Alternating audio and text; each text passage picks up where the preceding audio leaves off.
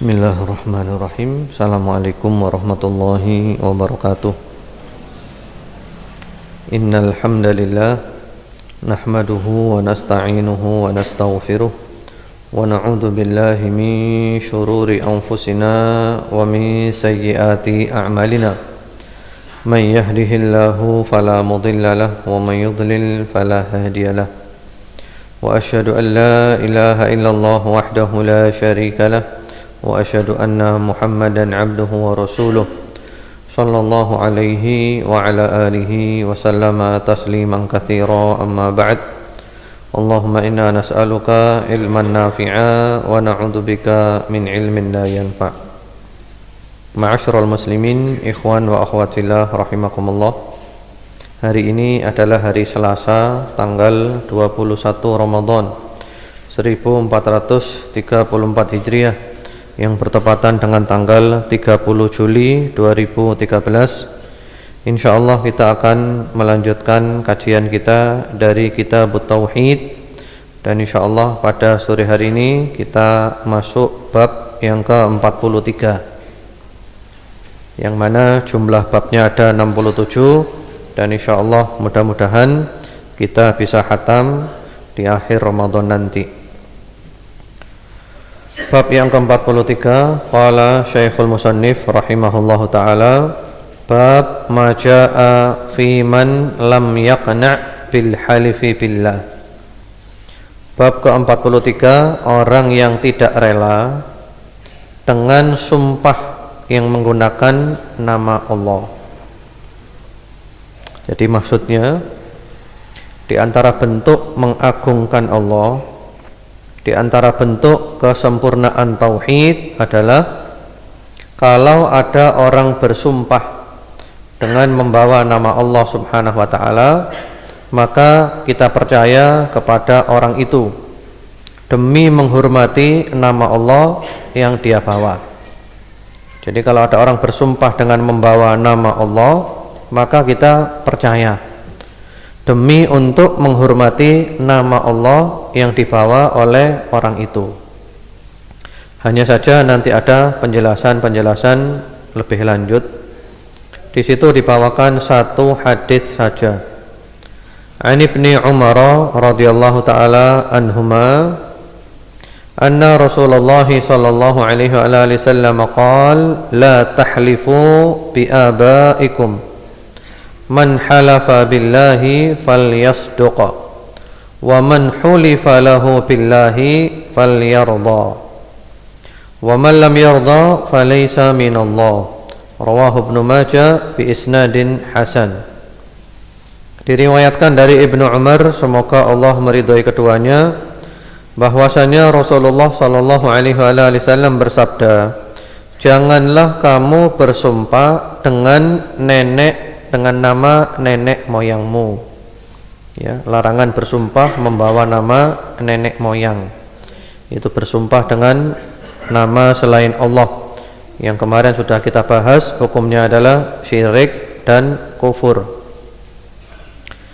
Barang siapa bersumpah dengan nama Allah, hendaklah ia berkata benar.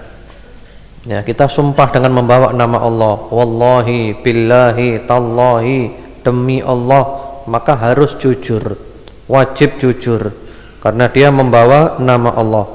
Jangan dibuat main-main nama Allah. Ya, bersumpah membawa nama Allah harus jujur. Kemudian, dan barang siapa diucapkan padanya sumpah dengan menyebut nama Allah, hendaklah ia rela menerimanya. Barang siapa yang tidak rela, maka dia tidak mendapat apa-apa dari Allah. Hadis riwayat Ibnu Majah dengan sanad hasan. Jadi kalau ada orang bersumpah kepada kita dengan membawa nama Allah, kita harus terima, kita harus percaya.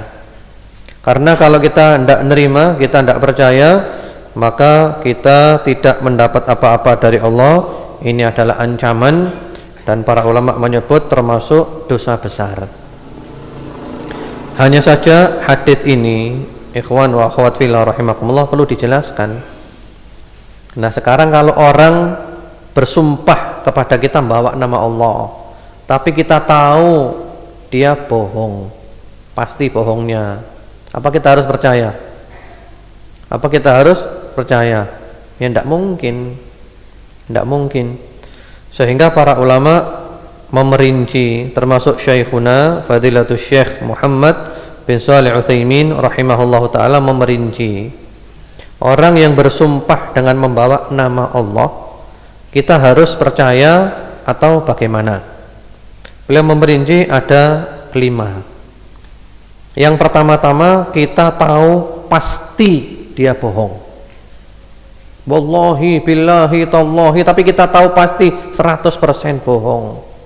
Maka di sini ya tentu kita nggak mungkin percaya. Nggak mungkin percaya. Wong dia saja membawa nama Allah, tidak menghormati nama Allah, dia bohong bawa nama Allah, ya nggak mungkin kita percaya. Yang kedua, kita mengetahui juga bahwasanya kemungkinan besar dia bohong. Ya, kalau tadi kan pasti bohong. Kalau ini kemungkinan besar, artinya yang rojih dia bohong. Yang rojih dia bohong. Ya, tentu kita nggak mungkin percaya. Yang ketiga, 50-50. Ya, kita mau mengatakan dia bohong nggak punya dasar, mau membenarkan juga nggak punya dasar, seimbang. 50-50. Nah, maka di sini wajib kita percaya. Wajib percaya. Karena 50-50. 50-50 antara benar dan bohongnya. Nah, kita demi menghormati nama Allah yang dia bawa, kita percaya. Yang keempat, ya, yang lebih rojih dia benar. Jadi enggak 100% benar, cuma rojih, yang lebih rojih, lebih pasti dia benar. Nah, tentu kita percaya. Yang kelima, 100% dia benar. Ya, tentu kita pasti percaya. Jadi maksud daripada bab ini adalah kita menghormati nama Allah, termasuk tauhid adalah menghormati nama Allah, mengagungkan nama Allah. Kalau sumpah bawa nama Allah, jujur, hormati nama Allah. Kalau ada orang bersumpah membawa nama Allah, kita terima. Ya, demi menghormati nama Allah dengan perincian-perincian yang telah disebutkan tadi. Semoga bab ini jelas. Kita masuk bab yang berikutnya lagi. Babu qauli masya Allah wa syi'ta. Bab ke-44, ucapan atas kehendak Allah dan kehendakmu. Nah, bagaimana hukumnya? Ini juga masih sambungan bab yang kemarin, masih ada hubungannya. Kemarin sudah kita bahas, yaitu dilarang memakai kata-kata waw dan, karena mengandung persamaan antara Allah dengan makhluknya. Dan kita boleh memakai kata-kata thumma, kemudian. Nah, kalau kemudian berarti Allah adalah segala-galanya. Sementara makhluk ini hanya ya jalannya saja, lewat saja, perantaranya saja. Ya. Kemudian di situ dibawakan dalil-dalil an Qutailah anna Yahudiyan atan Nabiyya sallallahu alaihi wasallam faqal innakum tusyrikun taqulun masya Allah wa syi'ta wa taqulun wal Ka'bah fa amarahumun Nabiyyu sallallahu alaihi wasallam idza aradu an yahlifu an yaqulu wa rabbil Ka'bah wa an yaqulu masya Allah thumma syi'ta. Rawahu An-Nasa'i wa sahhahahu. Ya, dari Qutailah adalah merupakan salah seorang sahabat perempuan, Qutailah bintu Saifi Al-Ansariyah. Ya, sahabat perempuan, sahabatnya Nabi Muhammad sallallahu alaihi wa ala alihi wasallam. Beliau meriwayatkan bahwasanya seorang Yahudi datang kepada Nabi Muhammad sallallahu alaihi wasallam dan berkata, ya, jadi di Madinah itu banyak orang Yahudi. Bahkan di Madinah ada 3 suku besar Yahudi, Bani Quraidah, Bani Qainuqa, dan Bani An-Nadir. Rasulullah hidup damai dengan non-muslim, ya, tapi mereka mengikuti aturan-aturan yang ada, dan mereka dikenal sebagai kafir dhimmi. Tapi kemudian Yahudi melampaui batas, melanggar perjanjian, berbohong, ngacau, ngerusak, bahkan Nabi diracun, akhirnya mereka diperangi dan mereka diusir karena perbuatan mereka. Jadi orang-orang Yahudi datang kepada Nabi Muhammad SAW, kemudian berkata, sesungguhnya kalian, yaitu orang-orang Islam, melakukan perbuatan syirik. Kalian mengucapkan atas kehendak Allah dan kehendakmu, dan kalian mengucapkan demi Ka'bah. Maka Nabi Muhammad SAW memerintahkan para sahabat apabila hendak bersumpah supaya mengucapkan demi Tuhan pemilik Ka'bah, dan mengucapkan atas kehendak Allah, kemudian atas kehendakmu. Hadis riwayat An-Nasa'i dan dinyatakan sahih. Ya. Jadi di sini jelas bahwasanya orang-orang Yahudi juga ngerti syirik. Bahkan orang Nasrani juga ngerti syirik, tapi mereka melanggarnya. Nanti diterangkan ya. Nanti diterangkan lebih lanjut bahwa Yahudi dan Nasrani juga mengerti syirik, paham syirik mereka itu. Tapi mereka melanggarnya, mereka merusaknya. Kemudian di sini juga ada faedah bahwasanya kebenaran itu dari siapapun datangnya kita ambil, ya. Jadi qabulul haq mimman jaa bihi kainan mangkan. Kebenaran datang dari siapapun kita terima. Yang penting sesuai dengan Al-Qur'an dan As-Sunnah, benar dari siapapun kita terima. Dari orang Yahudi, dari orang Nasrani, bahkan dari setan sekalipun, yang penting yang dibawa benar, hak, sesuai dengan Al-Quran dan As-Sunnah. Sami'na wa ata'na, kita tunduk kepada kebenaran yang dia bawa. Karena itu ada ungkapan yang sangat masyhur, undur maqal wala tandur man qal. Lihatlah apa yang diucapkan, jangan lihat siapa yang mengucapkan. Sesuai dengan Al-Quran Sunnah, terima. Jadi bersumpah demi Ka'bah tidak boleh, bersumpah dengan selain Allah. Yang boleh adalah demi Tuhannya Ka'bah. Kemudian berikutnya lagi, walahu aidha an Ibnu Abbas radhiyallahu ta'ala anhuma anna rajulan qala lin nabiy sallallahu alaihi wa alihi wasallam ma syaa Allah wa syi'ta qala aj'altani lillahi nidda bal ma syaa Allah wahdah. Ya. Ibnu Abbas radhiyallahu ta'ala anhuma menuturkan bahwasanya ada seseorang berkata kepada Nabi Muhammad sallallahu alaihi wasallam atas kehendak Allah dan kehendakmu. Maka bersabdalah Rasulullah sallallahu alaihi wasallam, apakah kamu menjadikan diriku sebagai sekutu untuk Allah? Ya. Hanya atas kehendak Allah saja. Hadits ini riwayat An-Nasa'i. Jadi ada orang mengatakan masya Allah wa syi'ta, ini kehendak Allah dan kehendakmu wahai Rasulullah. Kata Rasulullah, jangan, berarti kau telah menjadikan aku sekutunya Allah. Katakanlah masya Allah saja, kehendak Allah saja. Kalau mau nambahi kehendakmu jangan dan, tapi kemudian masya Allah tsumma syi'ta, kehendak Allah kemudian kehendakmu. Jadi ini menjaga lafaz-lafaz. Dan ini sering terjadi ya, seperti ini. Dan ini disebut sebagai syirik asghar, syirik kecil, syirik amali, syirik berbentuk amal perbuatan. Tidak sampai kafir, tidak sampai keluar dari Islam, tapi ini adalah merupakan dosa besar yang paling besar. Masya Allah wa syi'ta. Yang kemudian oleh para ulama dikiaskan pula dengan orang yang memajang lafaz Allah Muhammad. Ya, lafaz Allah Muhammad sama dengan ucapan masya Allah wa syi'ta, sama ya, lafaz Allah Muhammad, walaupun Allahnya tinggi sedikit, Muhammadnya agak turun di bawahnya, ya sama aja. Itu dilarang oleh para ulama, ya dilarang oleh para ulama. Itu berarti kita menyamakan Nabi Muhammad dengan Allah Subhanahu wa ta'ala, walaupun tidak keluar dari Islam, tapi ini adalah syirik dalam hal amal perbuatan, seperti ucapan masya Allah wa syi'ta, ya seperti itu. Jadi para ulama ahli tauhid itu tidak membenarkan memasang lafaz Allah Muhammad, nggak benar. Seperti seakan-akan presiden dengan wakil presiden, seperti itu, tidak ada. Kalau toh kita mau alternatifnya adalah ditulis saja la ilaha illallah Muhammad Rasulullah. Tidak ada khilafiyah, semuanya bilang boleh kalau itu la ilaha illallah Muhammad Rasulullah sallallahu alaihi wasallam. Kemudian juga ucapan-ucapan yang biasa diucapkan, aku pasrah kepada Allah dan kepadamu. Nah, ini masuk di dalamnya. Kemudian ucapan cukuplah bagiku Allah dan kamu.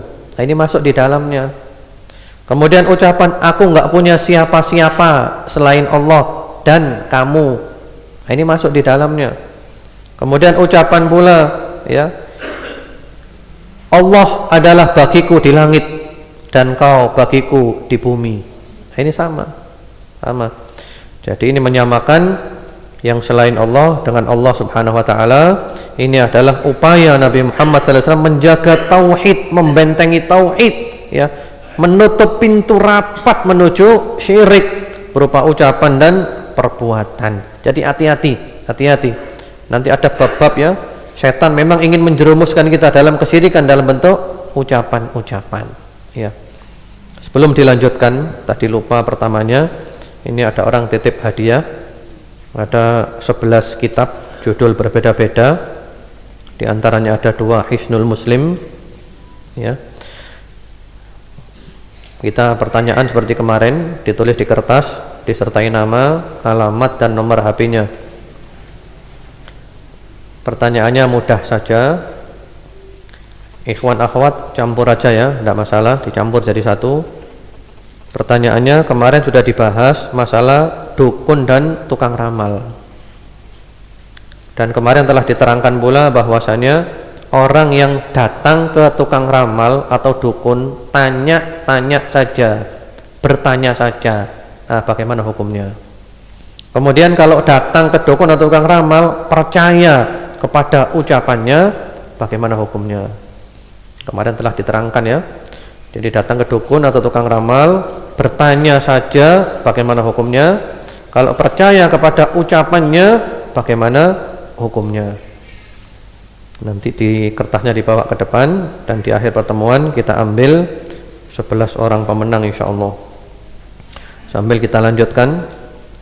Walibni Majah Anit Tufail akhi Aisyah radhiyallahu ta'ala anha li ummiha qala ra'aitu ka'anni ataitu ala nafarin minal yahud faqultu innakum la antumul qaum laula annakum taquluna Uzairun ibnullah qalu wa innakum la antumul qaum laula annakum taqulun masyaallah wa syaa Muhammad.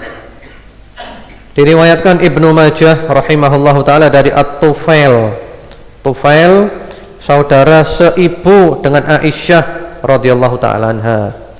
Jadi Tufail ini saudara seibu daripada Aisyah radhiyallahu taala anha. Ibunya dikenal dengan sebutan Ummu Ruman. Ummu Ruman, ibunya Tufail. Setelah menjanda, ibunya ini dinikahi oleh sahabat Abu Bakar As-Siddiq radhiyallahu taala anhu dan punya anak diantaranya Aisyah. Jadi Aisyah dengan Tufail saudara seibu. At-Tufail mengatakan, aku bermimpi seakan-akan aku mendatangi sekelompok orang-orang Yahudi. Aku berkata kepada mereka, sungguh kamu adalah sebaik-baik kaum seandainya kamu tidak mengatakan Uzair putra Allah. Mereka orang-orang Yahudi menjawab, sungguh kamu pun sebaik-baik kaum seandainya kamu tidak mengatakan atas kehendak Allah dan kehendak Muhammad sallallahu alaihi wasallam. Jadi ini mimpi ya, mimpinya sahabat At-Tufail radhiyallahu taala anhu. Namanya adalah At-Tufail ibnu Abdullah, seorang sahabat Nabi Muhammad sallallahu alaihi wasallam. Bapaknya bernama Abdullah ya. Kemudian bapaknya wafat, lalu ibunya dinikahi oleh sahabat Abu Bakar As-Siddiq radhiyallahu taala anhu. Jadi sahabat At-Tufail mimpi bertemu sekelompok orang-orang Yahudi. Sahabat At-Tufail mengatakan, kamu adalah kaum yang terbaik kalau kamu tidak mengatakan Uzair putranya Allah. Karena orang Yahudi mengatakan Uzair adalah putra dari Allah Subhanahu wa taala, Maha Suci Allah. Ternyata orang Yahudi tidak mau kalah. Orang Yahudi balik. Kamu juga sebaik-baik kaum kalau kamu tidak mengatakan kehendak Allah dan kehendaknya Muhammad. Kemudian thumma marartu binafarin minan nasara faqultu innakum la antumul qaum laula annakum taqulun al-masih ibnullah qalu wa innakum la antumul qaum laula annakum taqulun masya Allah wa syaa Muhammad. Kemudian lalu aku menjumpai sekelompok orang-orang Nasrani, maka aku berkata kepada mereka, sungguh kamu adalah sebaik-baik kaum seandainya kamu tidak mengatakan Al-Masih putra Allah. Mereka orang-orang Nasrani menjawab, sungguh kamu pun sebaik-baik kaum seandainya kamu tidak mengatakan atas kehendak Allah dan kehendak Muhammad sallallahu alaihi wasallam. Jadi Yahudi dan Nasrani juga faham tauhid, faham syirik, tapi mereka melanggarnya. Kemudian apa yang terjadi? Falamma asbahtu akhbartu biha man akhbartu thumma ataitu nabiyya sallallahu alaihi wasallam fa akhbartuh wa qala hal akhbarta biha ahadan qultu na'am qala fa hamidallah wa athna alaihi thumma qala. Kemudian ketika pagi hari aku beritahukan mimpiku tersebut kepada kawan-kawanku, diceritakan kepada para sahabat yang lainnya. Kemudian aku mendatangi Nabi Muhammad sallallahu alaihi wasallam dan aku beritahukan kepada beliau, diceritakan mimpinya kepada Nabi Muhammad sallallahu alaihi wasallam. Nabi bertanya, apakah kamu telah memberitahukannya kepada seseorang? Tufail menjawab, ya Rasulullah, aku sudah beritahu kepada teman-temanku, para sahabat yang lainnya. Lalu Rasulullah sallallahu alaihi wasallam bertahmid dan memuji Allah, kemudian bersabda. Rasulullah lalu berkhutbah. Jadi orang kalau mau ngomong itu dianjurkan muji-muji Allah dulu, alhamdulillah minimal, ya. Atau juga yang panjang itu innal hamdalillah nahmadu wa nasta'in dan seterusnya. Kemudian juga kalau bisa baca 2 kalimat syahadat, baca sholawat, seperti itu. Rasulullah kemudian berkhutbah, isi khutbahnya adalah amma ba'du fa inna Tufailan ra'a ru'ya akhbara biha man akhbara minkum wa innakum qultum kalimatan kana yamna'uni kadza wa kadza an anhaakum anha fala taqulu masya Allah wa syaa Muhammad walakin qulu masya Allah wahdah. Kata Nabi Muhammad sallallahu alaihi wasallam, amma ba'du, sesungguhnya Tufail telah bermimpi sesuatu yang telah diberitahukan kepada orang-orang di antara kamu, dan sesungguhnya kamu telah mengucapkan suatu ucapan yang ketika itu aku belum sempat melarangnya kepadamu karena aku ada beberapa halangan, ya. Jadi mungkin ada yang tanya, loh apa Nabi tidak tahu kalau itu syirik? Apakah Yahudi lebih tahu? Apakah Nasrani lebih tahu? Ya. Kenapa kok yang mimpi Tufail? Mungkin ada yang tanya gitu. Jawabannya sebenarnya Nabi tahu, Nabi faham. Cuman Nabi mau melarang, ya. Beliau belum melarangnya karena belum turun wahyu. Ya. Disebutkan di dalam riwayat yang lainnya, ya, innakum kuntum taquluna kalimatan kana yamna'uni al-haya' minkum an anhaakum anha. Ini riwayat Imam Ahmad dan At-Tabrani. Kamu mengucapkan kata-kata yang aku belum melarangnya karena aku malu, mau melarang malu. Kenapa? Karena belum turun wahyu. Jadi Rasulullah SAW itu melarang, memerintahkan dan melarang berdasarkan wahyu. Belum ada wahyu, ya tidak berani Rasulullah SAW, ditahan dulu. Lah di sini ada wahyu, wahyunya melalui mimpi, mimpinya At-Tufail. Ya. Kemudian kata Rasulullah SAW, maka janganlah kamu mengatakan atas kehendak Allah dan kehendak Muhammad, akan tetapi katakanlah atas kehendak Allah semata. Ya. Kalau mau ditambahi Muhammad, maka jangan pakai waw, jangan pakai dan, tapi pakai thumma. Masya Allah thumma ya sya'a Muhammad. Jangan wa. Dan ini juga berkaitan dengan mimpi. Mimpi itu adalah bagian daripada kenabian sebagaimana di dalam hadis yang sahih, ar-ru'ya as-salihah juz'un min sittah wa arba'in juz'an minan nubuwah. Mimpi yang benar, mimpi yang baik itu adalah satu bagian dari 46 bagian kenabian.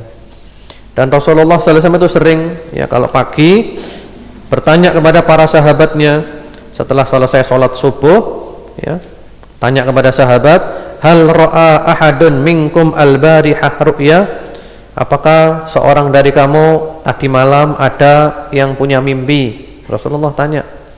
Lalu kalau di antara mereka ada yang cerita, saya Rasulullah mimpi, lalu oleh beliau ditakwilkan mimpinya. Hadits ini sahih Bukhari dan Muslim. Jadi ada kalanya wahyu itu turun melalui mimpi. Ada kalanya melalui mimpi Rasulullah SAW sendiri, ada kalanya melalui mimpinya para sahabat. Termasuk syariat azan itu kan juga dari mimpi sebagian sahabat yang kemudian Rasulullah SAW mengatakan adalah mimpi yang benar. Ini wahyu dari Allah Subhanahu wa ta'ala ya. Jadi ini masih berhubungan dengan bab-bab yang lalu, menghormati Allah, menjaga tauhid dalam lafaz, dalam berkata-kata. Jadi jangan menyamakan makhluk dengan Allah, kita hindari. Itu termasuk kesempurnaan tauhid. Selanjutnya kita masuk bab yang baru lagi, yaitu bab yang nomor ke-45. Bab man sabbad dahra faqad adzallah. Bab ke-45, siapa mencaci maki masa maka dia telah menyakiti Allah. Mencaci maki masa berarti telah mencaci maki, berarti telah menyakiti Allah. Di situ ada kata-kata menyakiti Allah ya. Bukan berarti menyakiti Allah itu nanti Allah terkena bahaya, madorot, tidak. Menyakiti Allah artinya itu kata-kata nggak sopan, nggak akhlak. Seperti orang mengatakan Allah punya anak, itu menyakiti Allah, tapi bukan berarti Allah terkena madorot, enggak. Itu kata-kata nggak sopan, kata-kata nggak akhlak ya. Diibaratkan dengan istilah menyakiti Allah. Dan juga ada di Al-Quran di surat Al-Ahzab ayat nomor 57 ya. Innalladzina yu'dzunallaha wa rasulahu la'anahumullahu fid dunya wal akhirah wa a'adda lahum 'adzaban muhina. Sesungguhnya orang-orang yang menyakiti Allah dan Rasulnya ya, Allah melaknat mereka di dunia dan di akhirat, dan Allah menyediakan untuk mereka azab yang menghinakan. Jadi menyakiti Allah bukan berarti nanti Allah terkena madorot, Allah nanti celaka, na'udzubillah, maha suci Allah Subhanahu wa taala. Kita tidak bisa menyampaikan madorot sedikit pun kepada Allah Subhanahu wa taala. Sebagaimana firman Allah di surat Ali Imran ayat 176, innahum layyadurrullaha syai'a. Sesungguhnya mereka tidak bisa memberikan madorot sedikit pun kepada Allah Subhanahu wa taala. Jadi mencaci maki masa berarti dia telah menyakiti Allah. Artinya dia tidak sopan kepada Allah, tidak akhlak kepada Allah. Kita baca dulu di sini ayat dan haditsnya, kemudian nanti perincian hukumnya. Wa qaulullahi ta'ala wa qalu ma hiya illa hayatuna ad-dunya namutu wa nahya wa ma yuhlikuna illa ad-dahr wa ma lahum bidzalika min ilm inhum illa yadunnun. Itu surat Al-Jathiyah ayat nomor 24. Dan mereka berkata, kehidupan ini tidak lain hanyalah kehidupan di dunia saja. Kita mati dan kita hidup, dan tidak ada yang membinasakan kita selain masa. Dan mereka sekali-kali tidak mempunyai pengetahuan tentang itu. Mereka tidak lain hanyalah menduga-duga saja ya. Jadi ini adalah kaum dikenal dengan kaum ad-dahriyun. Ini juga ajaran sebagian ahli filsafat Dan ini juga keyakinan orang-orang musyrik pada zaman Nabi Muhammad SAW saat itu. Jadi artinya kehidupan ya di dunia ini saja. Kita keluar dari rahimnya ibu, hidup, setelah itu mati, masuk ke dalam bumi, selesai. Ma hiya illa arhamun tadfa wa ardun tabla'. Tidak ada selain itu. Jadi kehidupan ini kita keluar dari rahimnya ibu, hidup, setelah itu mati, masuk tanah, selesai. Nggak ada Allah, nggak ada kebangkitan. Yang membinasakan kita adalah masa, dikalahkan oleh masa. Nah, berarti dia menisbahkan kehidupan dan kematian kepada masa, tidak mengakui keberadaan Allah Subhanahu wa taala, sehingga juga tidak meyakini bahwa nanti ada hari kebangkitan. Ini tertolak dari sisi al-mangkul dan dari sisi al-ma'kul. Dari sisi mangkul, dalil dia tertolak, karena dalil semua menunjukkan yang menghidupkan kita Allah, yang mematikan kita Allah, dan nanti ada hari kebangkitan. Kemudian ma'kul, logika, ya, logika juga menunjukkan bahwasanya kita tidak hidup begini saja. Sekarang ada orang di dunia ini baiknya bukan main, ya, baik sekali orang itu, rajin sholat, puasa, zakat, sedekah, nolong orang, punya kepedulian sosial, luar biasa baiknya, masya Allah. Hubungannya dengan Allah baik, hubungannya dengan manusia juga baik, ya. Kemudian orang yang kedua, orang yang jahatnya bukan main, hubungannya dengan Allah tidak baik, dengan manusia juga tidak baik. Dia tidak mau ibadah kepada Allah, tidak mau sholat, tidak zakat, tidak sedekah, suka ganggu orang, nyakiti orang, dolimi orang, luar biasa mungkarnya. Dia lakukan berbagai macam kemaksiatan, dia nipu, dia zina, ya, dia membunuh, dia minum khamr, dia judi, dia semuanya. Kemudian kedua orang ini mati, terus selesai. Akal bisa nerima enggak? Mana keadilan? Katanya ada keadilan. Am naj'alul muslimina, ya, kal fujjar. Apakah orang yang Islam yang baik dijadikan seperti orang yang berdosa? Jadi tentu nanti ada kebangkitan. Masing-masing orang akan dibalas sesuai dengan perbuatannya. Kemudian berikutnya dibawakan hadis. Wa fi sahih ya Nabi Hurairah radhiyallahu taala anhu, qala Rasulullah sallallahu alaihi wasallam, qala Allah taala yu'dhini ibnu Adam yasubbud dahr wa ana ad-dahr uqallibul laila wan nahar, wa fi riwayah la tasubbu ad-dahr fa innallaha huwad dahr. Diriwayatkan di dalam Sahih Al-Bukhari dan Muslim rahmatullahi alaihima dari sahabat Abu Hurairah, semoga Allah meridainya, bahwa Nabi Muhammad SAW bersabda, Allah Subhanahu wa taala berfirman. Ini hadits qudsi, ya. Hadits qudsi itu firman Allah yang tidak ada dalam Al-Qur'an dan ada perbedaan dengan Al-Qur'an. Kalau Al-Qur'an pasti benar, mutawatir. Kalau hadits qudsi sama dengan hadits yang lainnya, perlu diteliti sanadnya. Bisa sahih, bisa hasan, bisa dhaif, bisa maudhu. Al-Quran kita beribadah kepada Allah dengan membacanya. Satu huruf, satu kebaikan dilipatkan sampai 10. Hadits qudsi tidak.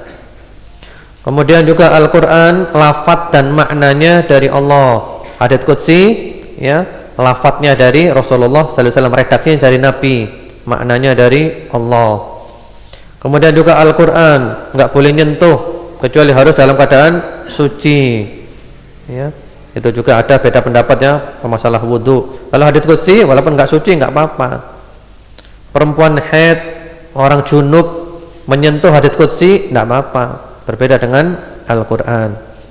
Itu diantara beberapa perbedaannya. Yaitu Allah SWT berfirman, manusia menyakiti aku, dia mencaci maki masa, padahal aku adalah pemilik dan pengatur masa. Akulah yang mengatur malam dan siang menjadi silih berganti. Disebutkan dalam riwayat yang lain, janganlah kamu mencaci maki masa, karena sesungguhnya Allah adalah pemilik dan pengatur masa. Ini juga termasuk adab dalam berkata-kata. Yang dimaksud masa itu ya waktu ini, termasuk juga musim-musim. Ada musim dingin, ada musim panas. Lah adab kita jaga kepada Allah Subhanahu wa taala, jangan sampai nanti mencaci maki itu. Ya, misalnya ada orang mencaci maki panas. Wah, ndak enak, panas, ndak seneng saya mencaci maki. Yang dicaci maki siapa oleh dia? Yang membuat panas adalah Allah Subhanahu wa taala. Namun demikian para ulama membagi tiga, termasuk Syekhuna Fadilatul Syekh Muhammad bin Shalih Al-Utsaimin rahimahullah taala, mencaci maki masa itu ada tiga macam. Yang pertama-tama, maksudnya bukan mencaci maki, maksudnya cuma memberikan khobar, pemberitahuan saja. Ya, hari ini panas ya, saya terasa payah kalau panas gini. Tidak mencaci maki sama sekali, cuma memberitahukan.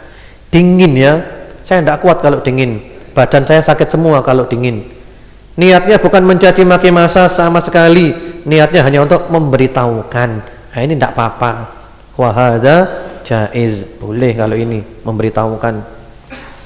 Yang kedua, niatnya adalah mencaci maki masa dan dia berkeyakinan bahwa masa itulah pelakunya.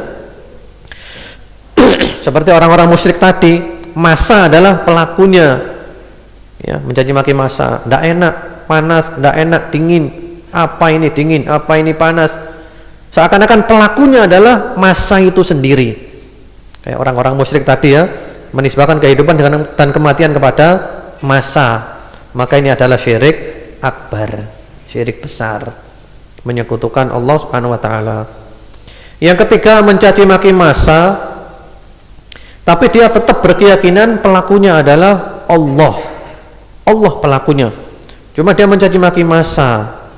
Apa ini panas, tidak enak sama sekali, saya tidak senang kalau panas, nyaci maki. Dia tahu pelakunya adalah Allah, maka ini hukumnya adalah haram dan termasuk dosa besar. Namun tidak sampai kepada tingkatan syirik menyekutukan Allah Subhanahu wa taala. Ya.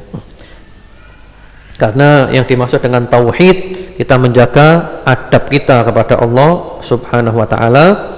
Karena orang-orang jahiliyah dulu suka menisbahkan kepada masa, dan dalam Islam telah dibantah. Yang mengatur, pemilik semuanya adalah Allah, pencipta semuanya adalah Allah, yang ngatur semuanya adalah Allah.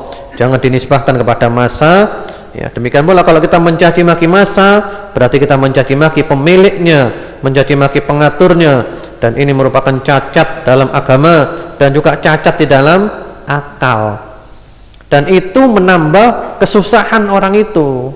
Sudah panas, marah-marah, ya, apakah panasnya hilang? Ya tidak, tambah panas. Ya, musim panas sekali ya, dia marah-marah, mencaci maki. Apakah kemudian jadi dingin? Tidak, tambah sakitnya. Kedinginan, marah-marah. Apakah dinginnya hilang? Tidak, tambah kedingin, tambah sakitnya. Sudah dingin, sakit semuanya. Ya, seperti itu. Sehingga solusinya adalah, bagaimana solusinya? Sabar. Ya, namanya musim ya gini, ini dingin, panas, ya kita terima. Waktu dingin kita menanti datangnya panas, waktu panas menanti datangnya dingin, sehingga hidup tidak membosankan. Itulah orang yang beriman, dia meyakini yang ngatur semuanya adalah Allah, dengan takdirnya Allah, dengan keputusan Allah Subhanahu wa taala, dan semuanya penuh dengan hikmah. Tidak mencaci maki Allah, tidak mencaci maki ciptaannya Allah Subhanahu wa taala. Dia ridho dengan aturannya Allah, dia terima semuanya itu, sehingga tauhidnya sempurna dan jiwanya juga tenang serta damai. Itulah ahli tauhid. Kemudian berikutnya lagi kita masuk bab yang baru. Ya, hari ini agak banyak pembahasannya karena singkat-singkat. Babu at-tasammi biqadil qudah wa nahwiha. Bab nomor ke-47 ya. 46 dulu ya. Ya, 46 kelewatan. Bab yang nomor ke-46 menggunakan gelar qadhi al-qudat, hakimnya para hakim dan yang semacamnya. Ini juga berkaitan dengan lafaz, menjaga kesopanan kepada Allah Subhanahu wa taala, tidak menyanjung-nyanjung orang melampaui batas. Raja diraja. Ya, seperti itu. Kemudian dibawakan di situ dalilnya fi sahihi an Abi Hurairah radhiyallahu taala anhu anin Nabi sallallahu alaihi wasallam annahu qala inna akhna asmin indallahi rajulun tasamma malikal amlak la malika illallah qala Sufyan mithlu syahan syah. Diriwayatkan di dalam Sahih Al-Bukhari dan Muslim rahmatullahi alaihima dari sahabat Abu Hurairah semoga Allah meridhoinya bahwasanya Nabi Muhammad SAW bersabda, sesungguhnya gelar atau nama yang paling hina di hadapan Allah ialah seseorang yang menggunakan gelar raja diraja. Tiada raja yang hak selain Allah. Sufyan rahimahullahu taala, itu Sufyan bin Uyainah, salah seorang tabi'in, mengatakan, kata beliau, juga seperti gelar syahansyah. Syahansyah itu bahasa Persia, maksudnya adalah raja diraja. Wa fi riwayah aghyadhu rajulin 'ala Allah yaumal qiyamah wa akhbathuhu. Riwayat lain menyebutkan orang yang paling dimurkai dan paling jahat menurut Allah pada hari kiamat, itu tadi itu ya, orang yang menyebut dirinya dengan gelar raja diraja, minta kepada orang untuk diberi gelar raja diraja. Ini juga menjaga lafaz kepada Allah Subhanahu wa taala, jangan mengagung-agungkan orang melampaui batas. Hanya para ulama memberikan batasan, bisa boleh kalau diberi ikatan. Karena kalau antum nanti baca biografi sebagian ulama, disebut di sana qadhi qudat Masr. Ya, qadhinya para qadhi di Mesir. Nah, para ulama mengatakan kalau diberi batasan di sebuah tempat atau di sebuah masa tidak apa-apa. Cuma sebaiknya juga ditinggalkan. Ya, qadhinya para qadhi di Mesir. Nah, di Mesir saja, enggak secara mutlak. Ya, qadhinya para qadhi pada masanya, pada abadnya. Nah, enggak secara mutlak boleh, tapi sebaiknya juga ditinggalkan untuk kesempurnaan tauhid. Kemudian di situ disebutkan bahwasanya oleh Allah diberi kebalikan daripada maksudnya. Maksudnya adalah diagung-agungkan, dikultuskan, tapi oleh Allah malah dijadikan sebagai orang yang paling hina, orang yang paling dimurkai, dan orang yang paling jahat. Ya. Jadi ini menjaga lafaz, jangan mengagung-agungkan orang sehingga sampai ya derajat-derajat yang berlebih-lebihan. Ya, seperti juga itu sultannya para sultan, hakimnya para hakim. Ya. Mungkin di kita sekarang yang paling banyak itu raja diraja, atau juga mungkin maha guru. Ya, kan seakan-akan gimana ya, maha guru. Kan nanti kayak Allah kan, maha pemurah, maha seperti itu. Yang jelas intinya dihindari ucapan-ucapan dan perbuatan-perbuatan yang bisa merusak tauhid. Jangan sampai nanti manusia seakan-akan menjadi sekutu Allah dalam sebagian sifat-sifat Allah atau dalam sebagian nama-nama Allah Subhanahu wa taala. Kemudian juga bab yang setelahnya itu mirip babnya, pembahasannya pun juga sama, masih masalah nama, yaitu bab yang ke-47, bab ihtirami asma'illahi ta'ala wa taghyiril ism li ajli dzalik. Bab ke-47 menghormati nama-nama Allah dan merubah nama karena itu. Menghormati nama-nama Allah, merubah nama karena itu. Jadi kalau seandainya ada terlanjur nama yang bertentangan dengan tauhid, ya, bertentangan dengan tauhid, dirubah namanya. Jangan ragu-ragu untuk merubahnya. Wajib menghormati nama Allah, wajib menghormati, mengagungkan nama Allah, dan wajib merubah nama demi untuk menghormati namanya Allah Subhanahu wa taala. Ini termasuk kesempurnaan tauhid dan memurnikan tauhid. Lalu dibawakan di situ satu dalil saja. An Abi Shuraih annahu kana yukna Abul Hakam. Faqala Nabi sallallahu alaihi wasallam innallaha huwal hakam wa ilaihi al-hukum. Ya. Kemudian faqala inna qaumi idza ikhtalafu fi syai'in atawni fa hakamtu bainahum faradiya kilal fariqain. Faqala ma ahsana hadha fama laka min walad qultu Shuraih wa Muslim wa Abdullah. Qala faman akbaruhum qultu Shuraih. Qala fa anta Abu Shuraih. Rawahu Abu Dawud wa ghairuh. Ya. Diriwayatkan dari Abu Shuraih. Abu Shuraih namanya adalah Hani bin Yazid Al-Kindi. Hani bin Yazid Al-Kindi masuk Islam pada waktu penaklukan kota Mekah, ya. Beliau meninggal dunia di Madinah pada tahun 68 Hijriah. Abu Shuraih bahwasanya ia sebelumnya diberi kunyah, yaitu diberi sebutan nama panggilan Abul Hakam, ya, kunyah. Nanti ada keterangan masalah kunyah. Kunyah itu Abu Fulan, Ummu Fulan, itu namanya kunyah, nama sebutan atau nama panggilannya. Nah, dia diberi kunyah itu Abul Hakam. Abul Hakam. Abul Hakam maksudnya orang ini adalah, ya, sumber hukum, yang ngerti hukum, yang memutuskan hukum, memutuskan perkara. Kemudian oleh Nabi Muhammad SAW dikatakan kepada beliau, sesungguhnya Allah itu adalah Al-Hakam, dan hanya kepadanya segala perkara dimintakan keputusan hukumnya. Jadi hakam itu adalah namanya Allah. Hakam itu namanya Allah. Allah yang memutuskan perkara. Kalau Allah telah memutuskan perkara, enggak ada yang sanggup untuk menolaknya. Wallahu yahkumu la mu'aqqiba li hukmih. Jadi kamu pakai kunyah Abul Hakam enggak boleh. Karena seakan-akan nanti bapaknya Hakam, padahal Hakam adalah namanya Allah. Ya.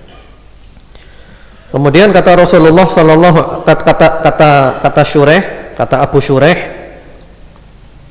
Shuraih, ya.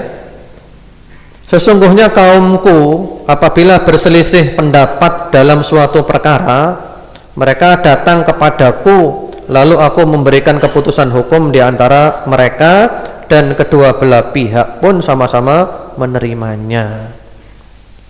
Jadi Abu Shuraih ini dikenal sebagai orang yang bijaksana oleh masyarakat di sekitarnya. Kalau ada sengketa, perselisihan, nah dia bagian memutuskan perkaranya dan mereka setuju. Maksudnya di sini memutuskan perkara yang tidak bertentangan dengan hukum Allah. Ini adalah memutuskan perkara dalam masalah-masalah kekeluargaan. Daripada ribut, kita selesaikan saja kekeluargaan, dan mereka setuju. Lalu beliau diberi gelar Abul Hakam, ya, bapak pemutus perkara. Rasulullah SAW ketika diberitahu bahwa dia adalah orang bijaksana, suka memutuskan perkara, dan kaumnya setuju, kata Rasulullah SAW, ya, alangkah baiknya ini. Wah, bagus sekali kalau gitu, bijaksana kau, ya, pintar memutuskan perkara sehingga mereka setuju dengan catatan hukum yang sama sekali tidak melanggar hukumnya Allah Subhanahu wa taala. Jadi mungkin sengketa-sengketa diselesaikan secara kekeluargaan, seperti itu. Lalu Rasulullah sallallahu alaihi wasallam bertanya, apakah kamu punya anak? Dia jawab, ya, saya punya anak namanya Shuraih. Muslim dan Abdullah. Rasulullah SAW tanya lagi, siapakah yang tertua di antara mereka? Yang paling tua siapa? Yang paling tua adalah Syuraih.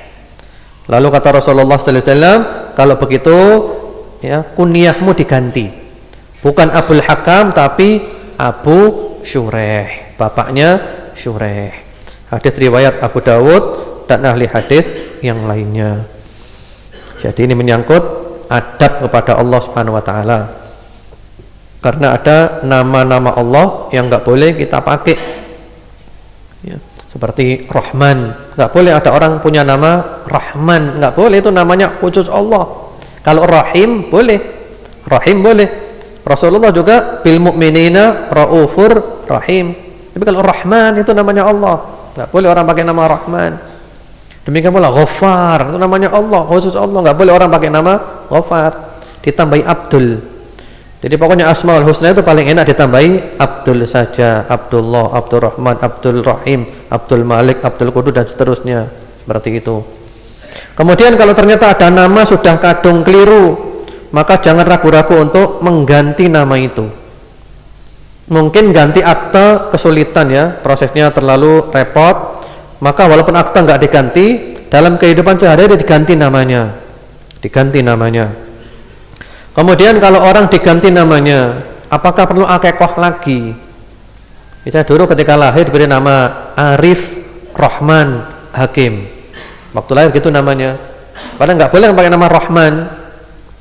Dulu diakekoi dengan nama Arif Rahman Hakim. Setelah tahu hukumnya diganti namanya, diganti Abdurrahman.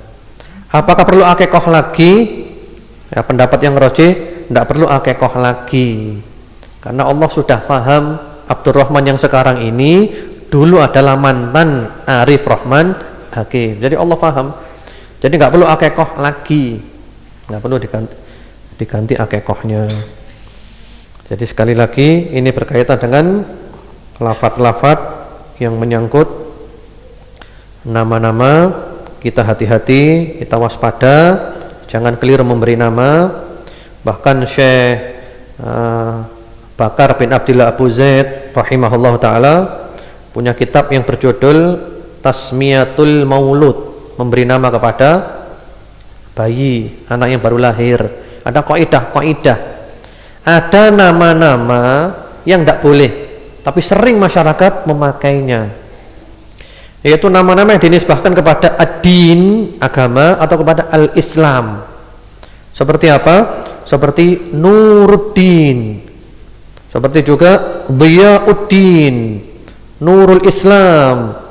Nah ini kata beliau, sebagian ulama menyatakan hukumnya haram, sebagian mengatakan hukumnya adalah makruh, karena mengandung unsur kebohongan, pensucian diri, cahayanya agama, cahayanya Islam. Seperti itu, karena kenyataannya enggak seperti itu.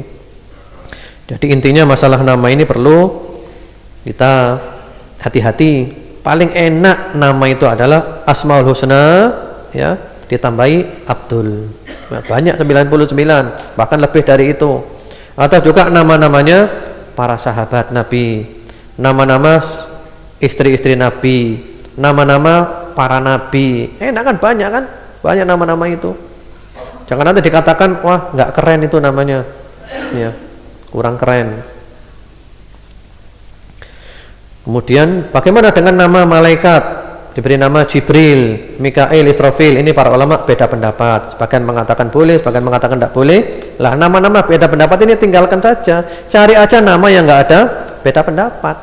Jadi kita keluar daripada khilafnya para ulama. Demikian, wallahu a'lam. Semoga jelas. Insyaallah besok kita masuk bab yang baru lagi, bab yang sangat penting dan sebenarnya semuanya penting.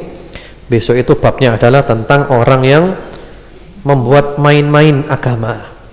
Ya, agama dibuat mainan, diolok-olok, Al-Quran, Allah, Rasulullah SAW, bagaimana hukumnya? InsyaAllah besok kita bahas. Sekarang kita masuk sesi tanya jawab. Hari ini berapa bab kita? 4 bab ya, alhamdulillah. Karena pendek-pendek babnya.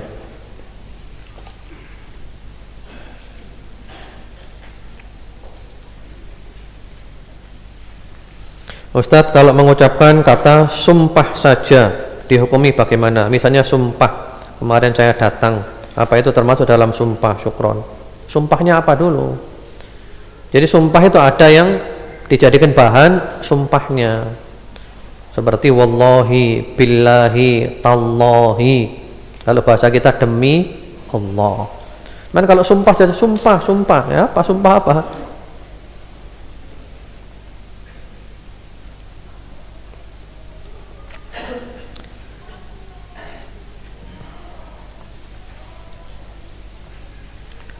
Ustadz, Ramadan yang lalu bahas adab penuntut ilmu, tahun ini bahas tauhid, tahun depan bahas apa Ustadz? Apa sirah Nabi atau berpegang kepada sunnah, sehingga kajian Ramadan temanya bertahap.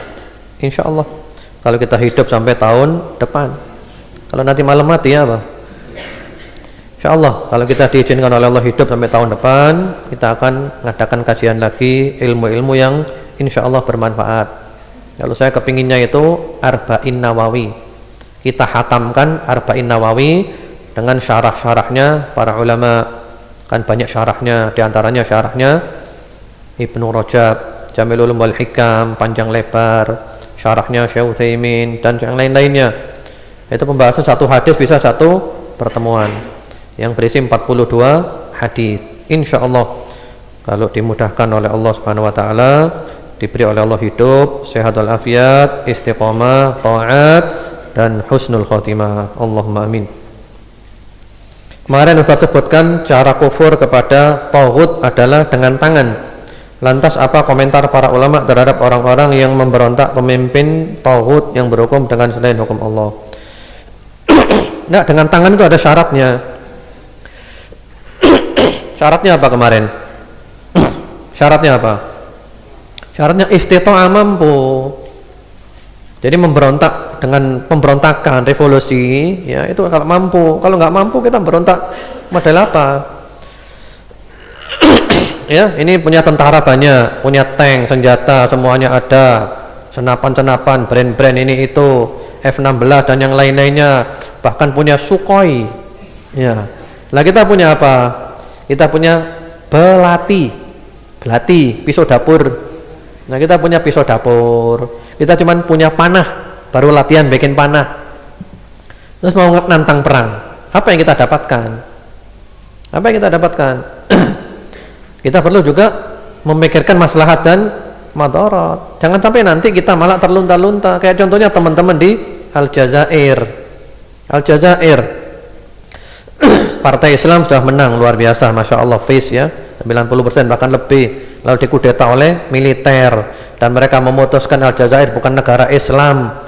Aljazair adalah negara sekuler, ya. Sehingga ikhwan yang punya ghirah kepada Islam, mereka memberontak. Hasilnya apa? Hasilnya kalah. Akhirnya mereka hidupnya di mana? Hidupnya di gunung-gunung, hidupnya di hutan-hutan. Dan itu masih dikejar terus oleh pemerintah sampai sekarang, sudah berapa puluh tahun. Hidupnya di gunung, di hutan, terlunta-lunta terus. Ya. Jadi kalau kita mau mengadakan pemberontakan, kita hitung-hitung dulu. Kalau sudah punya kekuatan memadai, bismillah, jeret, ya. Punya kekuatan memadai, ya. Kita berhasil. Ya seperti itulah. Itu nasihat para ulama, punya istita'ah. Kalau nggak punya kemampuan, ya nanti seperti itu kita terlunta-lunta. Nah, sekarang ini ibaratnya seperti periode Mekah. Bagaimana Rasulullah ketika periode Mekah? Periode Mekah sabar, dihina, dicaci maki, difitnah, di apapun, ya sudah, diam aja. Karena nggak punya kekuatan, nggak punya kemampuan. Kita paling bisa dengan hati atau paling bisa dengan lisan. Sampai-sampai Rasulullah Muhammad SAW ketika melihat sahabat Ammar bin Yasir dan bapaknya Yasir, ibunya Sumayyah disiksa. Sumayyah ibunya Ammar, ya, yang terkenal sebagai awwalu syahidatin fil Islam, perempuan yang pertama mati syahid dalam Islam. Ini keluarga masuk Islam ketika Islam masih sulit, disiksa oleh majikannya. Mereka adalah keluarga para budak, disiksa oleh majikannya. Sumayyah ibunya Ammar dibunuh dengan cara yang keji. Bagaimana cara membunuhnya? Mohon maaf ya, farjinya ditusuk dengan tombak. Kemudian bapaknya Yasir dibunuh, Ammar disiksa. Ya. Rasulullah SAW ketika mengetahui ini lewat di depan mereka, tidak bisa bela, nggak punya kekuatan. Rasulullah SAW hanya mengatakan, sabron ala Yasir, fa inna mu'idakumul jannah. Sabar wahai keluarga Yasir, surga menantimu. Sabar ya, insya Allah nanti masuk surga. Nggak punya kekuatan apa-apa. Ya sabar. Bilal diapakan? Disiksa. Sampai-sampai sahabat Ammar mengucapkan kata-kata kufur. Ammar bin Yasir nggak kuat, disuruh kata-kata kufur. Beliau ucapkan kata-kata kufur. Ya. Tapi hatinya penuh dengan iman. Nggak kuat, terpaksa. Lalu turun ayat, illa man ukriha wa qalbu mutmainnun bil iman. Dipaksa, ya enggak apa-apa. Tapi hatinya penuh dengan iman, terpaksa mengucap kata-kata kufur demi menjaga jangan sampai dibunuh, enggak kuat. Oleh Rasulullah dibolehkan. In adu fa'ud, kalau mereka nyuruh lagi ucapkan lagi. Tapi kalau sahabat Bilal kuat, ya. Dalam keadaan panas, musim panas ya, sampai 50 derajat itu di tengah padang pasir Mekah. Ini di batu besar panas, bila telanjang dada ditaruh di sana, ditindih batu panas lagi. Kalau daging mateng, ya, sahabat Bilal hanya mengucapkan ahad, ahad, ahad, kuat. Tapi tidak bisa ngelawan, tidak punya kekuatan. Jadi kita perlu nimbang-nimbang. Rasulullah SAW hijrah dulu ke Madinah, menyusun kekuatan di Madinah, ya, sampai ketika diizinkan oleh Allah untuk memerangi, ya, saat perjanjian Hudaybiyah itu sudah, ya, sampai penaklukan kota Mekah, sudah berkuasa sekarang. Patung-patung dihancurkan semuanya, seperti itu.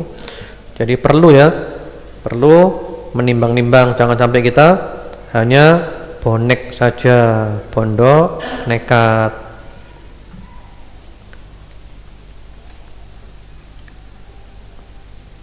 Bila ingin bangkit umat Islam harus bersatu. Ini bersatu yang bagaimana? Mengingat saat ini banyak sekali golongan-golongan di tubuh umat Islam. Ya, bersatunya adalah wa'tasimu bihablillahi jami'a. Bersatunya berpegang dengan tali Allah. Apa tali Allah itu? Tali Allah adalah Al-Quran was sunnah. Kembali kepada Al-Quran dan sunnah. Pemahamannya adalah pemahaman para salafus soleh, ya, ma ana alaihi wa ashabi, kata Rasulullah sallallahu alaihi wasallam. Ustadz, apakah boleh ayat Al-Quran dijadikan kaligrafi? Lalu bagaimana kalau sudah terlanjur mempunyai hiasan kaligrafi, cukup disimpan saja atau diapakan Ustadz? Ya, kalau para ulama ahli tauhid, ya, Syekhuna Fadilatul Syekh Muhammad bin Shalih Utsaimin rahimahullah ta'ala, saya pernah tanya kepada beliau langsung, ada rekaman suaranya, kalau masih belum hilang kasetnya, karena dulu pakai kaset, ya, kaset tape itu.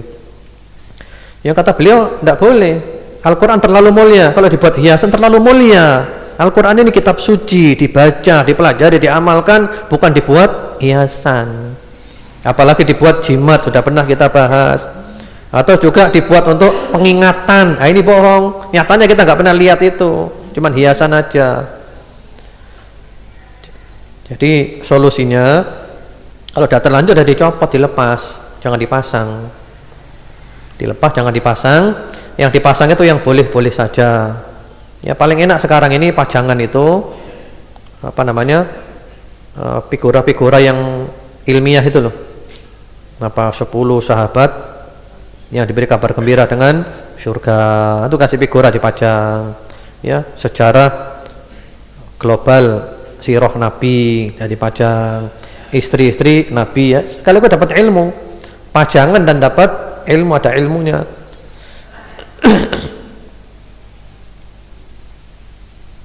Mungkin masyarakat kaget, wah ini figura gak oleh, kaligrafi gak oleh, Allah Muhammad gak oleh. Ini yang bilang bukan saya, ini para ulama, dan mereka ketika mengatakan gini pakai dasar, ya, mereka ahli tauhid dan mereka ulama yang diakui oleh dunia.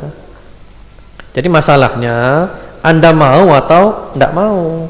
Gelem ya monggo, gak gelem ya wes, gak usah ribut, gak gelem ya wis.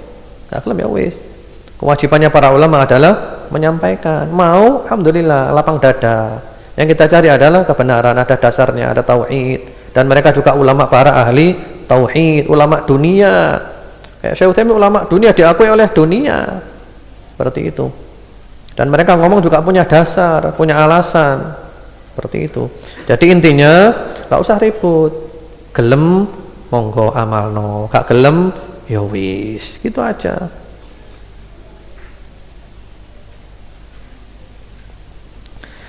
Ustadz, apakah membandingkan keadaan zaman sekarang dengan zaman dahulu termasuk menjadi masa?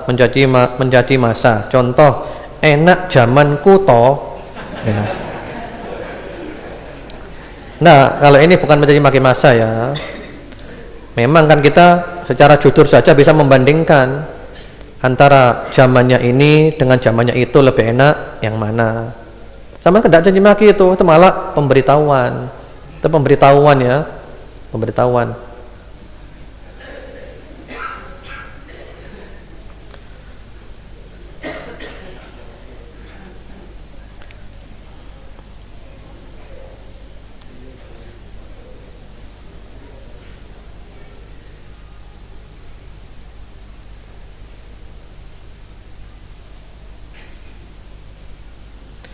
Bismillah, Ustadz sedang flu nggih.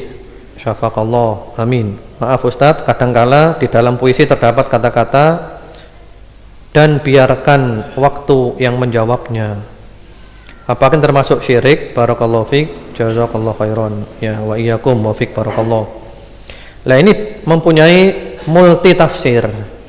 Multi tafsir kata-kata ini. Biarkan waktu yang menjawabnya. Kalau maksudnya pelakunya adalah waktu, syirik akbar. Kalau pelakunya Allah, waktu adalah sebabnya, nah ini masuk dalam syirik asghar.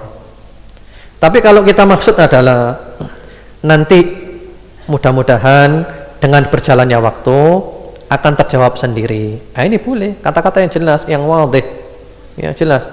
Mudah-mudahan dengan berjalannya waktu akan tampak mana yang benar, mana yang salah.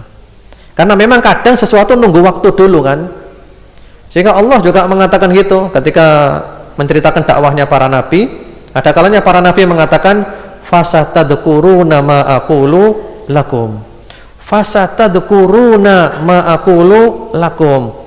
Nanti kamu akan ingat apa yang aku katakan kepadamu. Maksudnya sekarang kau tidak mau, tapi nanti kau akan ingat. Yang katakan adalah benar. Intinya adalah nanti waktunya akan menjawabnya.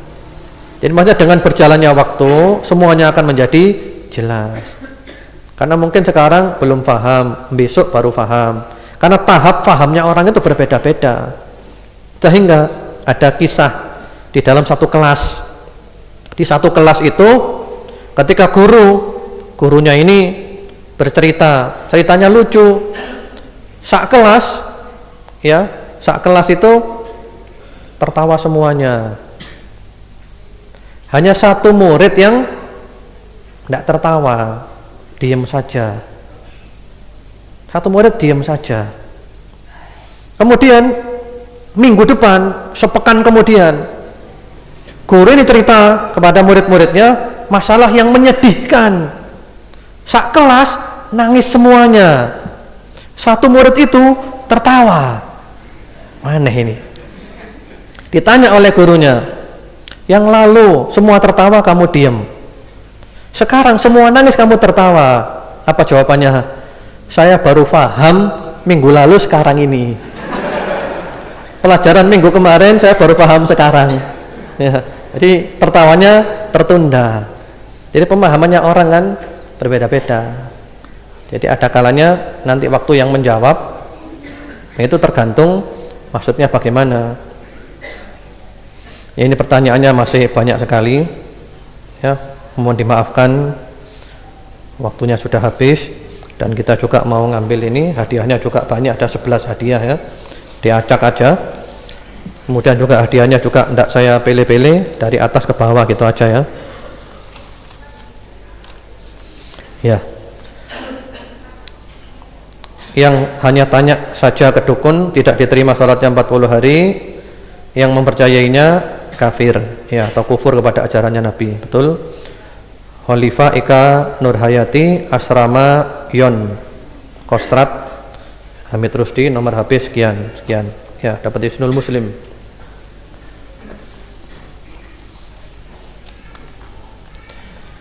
Orang yang datang lalu bertanya saja tidak diterima salatnya 40 hari. Yang datang bertanya dan percaya syirik kepada Allah dan beriman kepada dukun.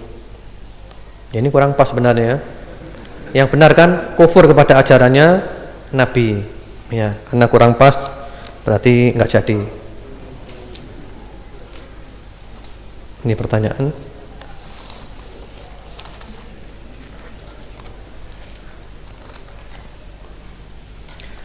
Orang datang ke dukun, sholatnya tidak 40 hari, percaya, ia kafir. Mahmud Tajinan, nomor HP sekian, ya, Hisnul Muslim.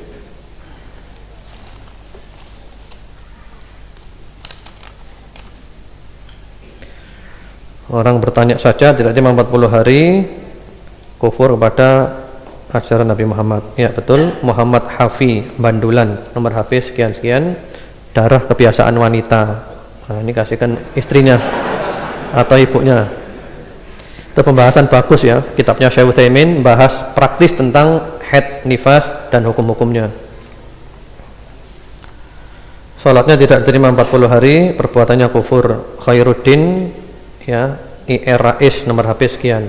Ya, bukunya dosa-dosa yang dianggap biasa, Syekh Muhammad bin Shalih Al-Munajjid. Ini buku yang bagus sekali.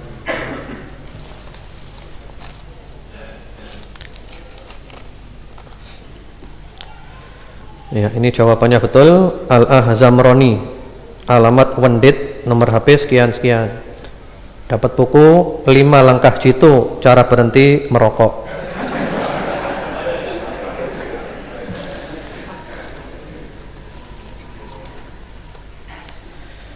Ya, jawabannya betul. Ahmad Tito Joyosuko, nomor HP sekian. Dapat buku Bagaimana Bila Ajal Tiba. Oh, Masya Allah.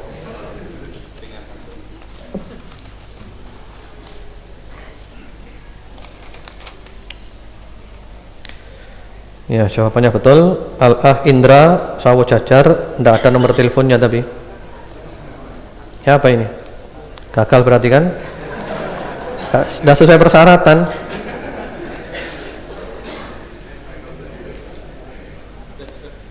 Ini juga perempuan, tidak ada nomor teleponnya. Nomor telepon untuk memudahkan ya. Barangkali nanti yang megang hadiahnya nyari pemenangnya, dihubungi bisa. Insya Allah tidak akan disalahgunakan, insya Allah, jangan khawatir. Ya, ini jawabannya betul. Abdullah Ananda, Jalan Pekalongan, nomor HP sekian. Dapat buku 221 Kesalahan dalam Sholat beserta koreksinya. Abdul Aziz bin Nasir Al-Musainid.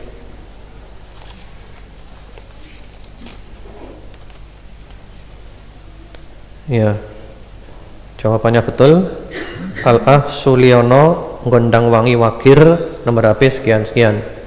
Dapat buku 33 kiat mencapai kekhusyuan dalam sholat, Syekh Muhammad bin Shalih Al-Munajjid.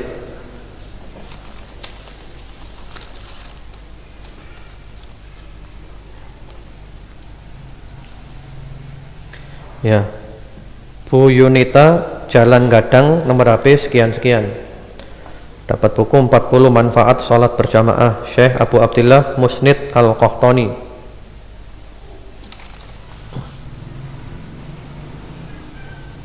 Ya, jawabannya betul. Ismawati Dieng, nomor HP sekian. Dapat buku 35 amal pelebur dosa, Fatin binti Abdul Aziz. Ya, yang terakhir.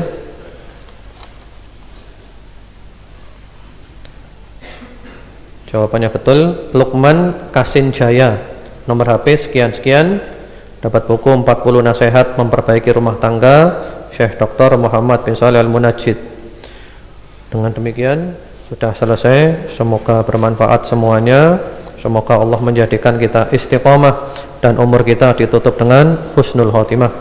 Subhanakallahumma bihamdika asyhadu an la ilaha illa anta astaghfiruka wa atubu ilaik. Assalamualaikum warahmatullahi wabarakatuh.